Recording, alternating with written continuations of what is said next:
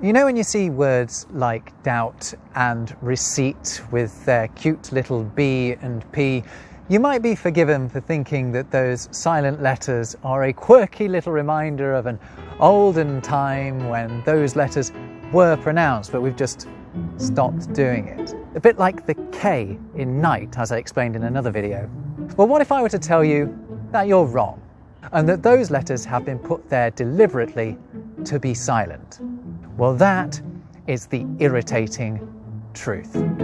Look at the word doubt, and then look at the old French term from which it's directly descended. Notice anything? There's no B. And then look at the word receipt, and look at the old French term that comes from. There's no P. And the same goes for words like debt, plumber, aisle, and aisle. And there are others. So who is responsible for this crime against spelling? Well, I've got one word for you. Scholars.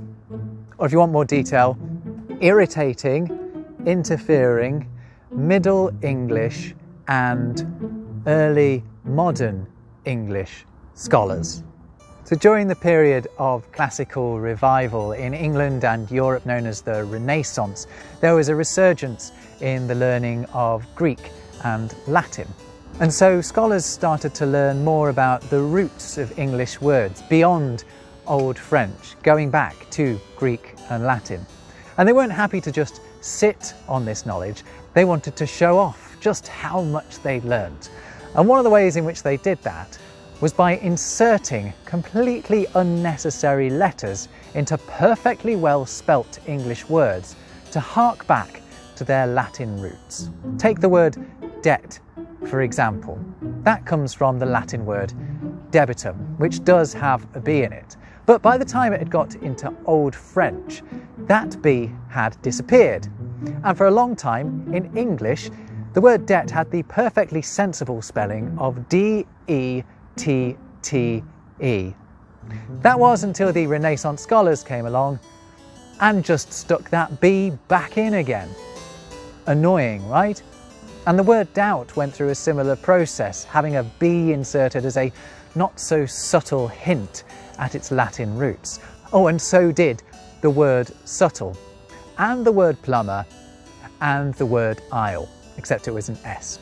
Oh, and a special note on the other type of aisle, as in like the British Isles, that S has also been reinserted to make it look more like its Latin root word. However, the scholars didn't stop there. They also put that S into the word island.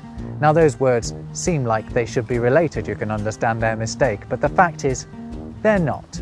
The word isle has a Latin root, whereas the word island comes from Old English. So the S in island is doubly stupid. So in conclusion, who's responsible for making English so difficult to spell? Well, for one, Renaissance scholars, without a doubt.